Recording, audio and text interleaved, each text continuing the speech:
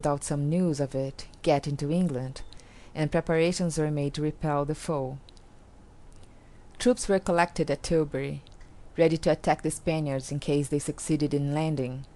The Queen on horseback reviewed them, and made a stirring speech. The merchants of London and other ports offered their ships to be used as ships of war. The rich brought their treasures. The poor volunteered in the army and navy. Thus the coast was well guarded, and the number of vessels in the fleet was increased from 30 to 180. These carried about 16,000 men, not half the number on board the enemy's fleet, but they were sturdy English fighters. Howard was Lord High Admiral, and with him were Drake, Frobisher, and Hawkins, the most famous English mariners of the time. One evening, late in July, 1588, beacon lights blazed all along the coast of the English Channel, telling the news that the Spanish fleet was coming. Next morning, arranged in a crescent, the Armada moved up the Channel. Its line was 7 miles long. The English fleet sailed out from Plymouth. Its vessels were light, while those of the Spaniards were heavy, but more than this, the English ships were finely managed, and their guns were skillfully aimed, while most of the shots of the Spaniards went over the heads of the English. The Spaniards tried to come to close quarters, but the English vessels were so steered that this could not be done. Day after day for a week the fighting continued. The Spanish commander then led his fleet into the harbor of Calais, on the French side of the Channel. He wished to get provisions and powder and shot. He also wished to get some small vessels, swift sailers, with which he might match the light ships of his adversaries.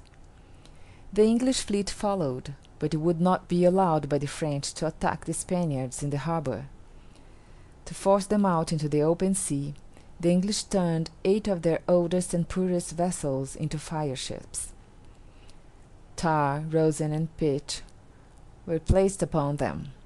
The masts and rigging were covered with pitch. Their guns were loaded, and thus all ablaze, they were sent at midnight drifting into the harbor with wind and tide. This fire fleet did its work.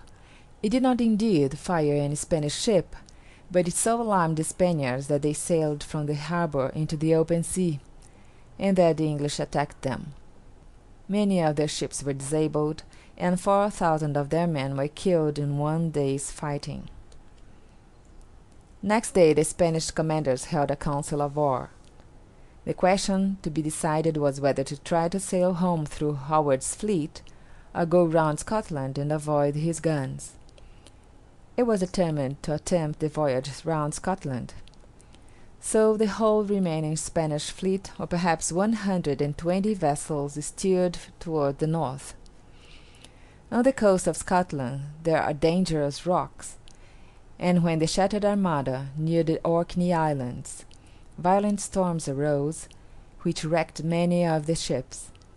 Thus nature finished what man had begun, the ruin of the most powerful fleet that ever had sailed from the shores of Europe. Only 54 vessels and about 10,000 men succeeded in returning to Spain. About 80 ships had been destroyed, and thousands of men had perished. 10 years after the destruction of the Armada, Sir Francis made one more voyage to the West Indies. He still cherished the plan of seizing the town of Portobello, on the Isthmus of Panama, and thus securing the gold and silver brought there for shipment to Spain. He was, however, again doomed to disappointment. He was stricken with fever, and died on board of his ship, January 28th, 1596. His body was buried at sea. Lord Macaulay wrote these lines in reference to his burial. The waves became his winding sheet, the waters were his tomb, but for his fame the mighty sea has not sufficient room. He left no children, but his nephew was made a baronet in the reign of James II. England will always remember with gratitude the services he rendered in the days of her struggle to become mistress of the sea. End of chapter 9.